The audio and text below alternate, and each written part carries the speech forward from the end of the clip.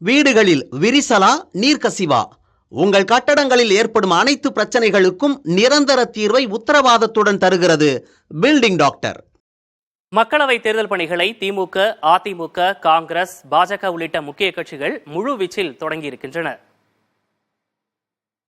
தேர்தல் தொடர்பாக திமுக அமைத்துள்ள ஒருங்கிணைப்பு குழு முன்னெடுக்க வேண்டிய பணிகள் குறித்து நாடாளுமன்ற தொகுதிகள் வாரியாக நிர்வாகிகளுடன் ஆலோசனை நடத்தி வருகிறது.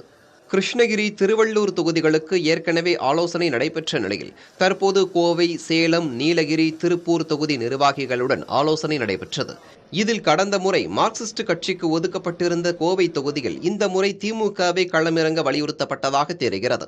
இதன் முடிவில் பேசிய அமைச்சர் உதயநிதி ஸ்டாலின், கோவை தொகுதியில் கூட்டணியில் யார் போட்டியிட்டாலும் அவர் வெற்றிக்காக உழைக்க வேண்டும் என அறிவுறுத்தினார். கோவை பாராளுமன்ற தொகுதியினுடைய நிலவரம் பற்றி மாண்புமிகு விளையாட்டுத்துறை அமைச்சர் அவர்கள் எங்களோடு கழகத்தினுடைய நிர்வாகிகளோடு கலந்துரையாடினார்கள். மிகவும் பயனுள்ளதாக இருந்தது. கழகத்தினுடைய வெற்றி வாய்ப்பு எவ்வாறு இருக்குது என்று கேட்டார்கள். நாங்கள் கேட்டது கடமையா திமுக நிக்கணும் அப்படின்னு சொல்லி கேட்டோம்.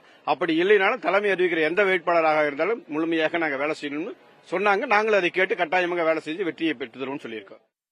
சேலம் மக்களவை தொகுதியில் எதிர்க்கட்சித் தலைவர் இபிஎஸ்ஸின் எடப்பாடி பேரவை தொகுதியும் வருவதால் அங்கு கூடுதல் கவனம் செலுத்த நிர்வாகிகளுக்கு ஒருங்கிணைப்பு குழுவினர் அறிவுறுத்தினர். அப்போது பேசிய அமைச்சர் உதயநிதி ஸ்டாலின், அரசியல் ரீதியாக அதிமுகவினர் சிலருடன் திமுகவினர் இணைந்து செயல்படுவதாகவும் அவர்கள் மீது கடும் நடவடிக்கை எடுக்கப்படும் என்றும் எச்சரித்தார். இதைத் தொடர்ந்து நீலகிரி, திருப்பூர் தொகுதி நிர்வாகிகளுடன் ஆலோசனை நடைபெற்றது. அதிமுக தேர்தல் அறிக்கை தயாரிப்பு குழுவை அமைத்துள்ள நிலையில் அக்குழு வரும் 5ஆம் தேதி முதல் 10ஆம் தேதி வரை மண்டல வாரியாக சுற்றுப்பயணம் செய்து மக்களின் தேவைகள் குறித்து அறிய உள்ளது.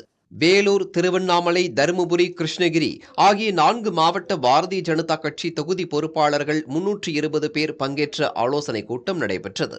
இதில் பாஜக மாநில அமைப்பு செயலாளர் கேசவ விநாயகம் பங்கேற்று தேர்தல் வியூகங்கள் குறித்து விளக்கினார். கிருஷ்ணகிரி தொகுதியில் போட்டியிட பாஜக முடிவெடுத்துள்ள நிலையில் அங்கு தீவிர களப்பணியாற்றுவது குறித்தும் பேசப்பட்டது.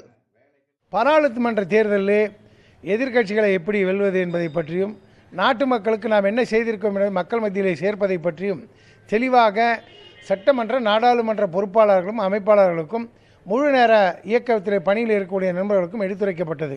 ஆக தேர்தலை முன்னிட்டு இதிலே ஒரு முதல் படி. காங்கிரஸ் கட்சியும் தொகுதி பங்கீடு தொடர்பாக பேச்சுவார்த்தைகளை ஞாயிறன்று மேற்கொள்ள உள்ளது. எங்களை பொறுத்த வரைக்கும் திராவிட முன்னேற்ற கழக தலைவரிடம் கேட்கவே வேண்டாம். அவரே நல்ல அள்ளி தருபவர், எல்லோருக்கும் மனநிறைவோடு செய்பவர். கடந்த காலங்களெல்லாம் பார்த்தால் அப்படிதான் கொடுத்திருக்கிறார்கள். எங்களுக்கு தேவை என்று கேட்டால் ஒருபோதும் திராவிட முன்னேற்ற கழகத்தின் தலைவர் மறுக்க மாட்டார். கண்டிப்பாக அதை கொடுப்பார். கேட்கின்ற தொகுதியை நம்பிக்கை இருக்கிறது. தேர்தல் தொடங்க இன்னும் சுமார் 100 நாட்களே உள்ள நிலையில் அரசியல் நகர்வுகள் அடுத்தடுத்த நாட்களில் இன்னும் வேகம் பிடிக்கும் என எதிர்பார்க்கப்படுகிறது. புதிய தலைமுறைக்காக செய்தியாளர் முகேஷ். வீடுகளில் விரிசலா நீர்க்கசிவா? உங்கள் கட்டடங்களில் ஏற்படும் அனைத்து பிரச்சனைகளுக்கும் நிரந்தர தீர்வை உத்தரவாதத்துடன் தருகிறது பில்டிங் டாக்டர்.